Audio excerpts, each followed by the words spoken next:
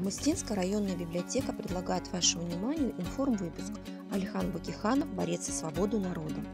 Алихан Нурмухамедович Бакиханов – казахский общественный деятель, преподаватель, журналист, этнограф, один из лидеров партии «Алаш», комиссар Временного правительства по Казахстану Алашской автономии с 1917 по 1920 годы. Алихан Бакиханов считается первым премьер-министром Казахстана. Самоопределившись, Алихан Бакиханов создает национальную политическую партию «Алаш», идейные предпосылки которой были заложены газетой «Казах», выходившей с 1913 года, которую он создал с Ахметом Байтурсыновым и Миржакипом Дулатовым. Он участвовал в работе съезда в городе Томске, на котором было принято решение о предоставлении в составе Сибирской республики автономии казахам. В декабре 1917 года по инициативе Алихана Бакиханова на Втором учредительном съезде была провозглашена Алашская автономия, то есть автономное государство казахов. Высшим органом власти стал Временный народный совет, которому было присвоено наименование Алаш-Орда, а его председателем Алихан Бакиханов. В гражданской войне Бакиханов и алашардинцы были вместе с сибирскими правителями почти до конца 1919 года.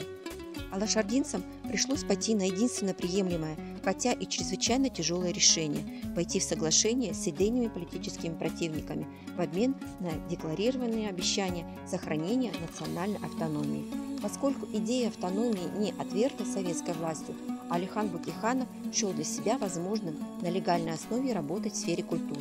Достигнутый между большевиками и Алаш-Ордой компромисс был впоследствии большевиками отброшен, а лозунг «Алашардинец-националист» стал основной репрессией против казахской интеллигенции. С 1922 по 1927 года был литературным сотрудником Центрального издательства народов СССР в Москве.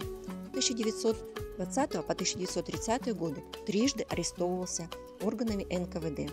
27 сентября 1937 года осужден за принадлежность к террористической организации и в тот же день расстрелян.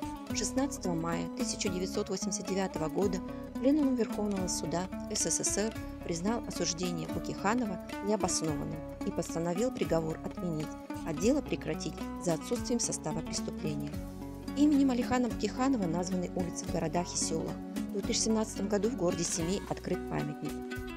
В истории существует такое понятие, как идея, никогда не умирающая, вечная.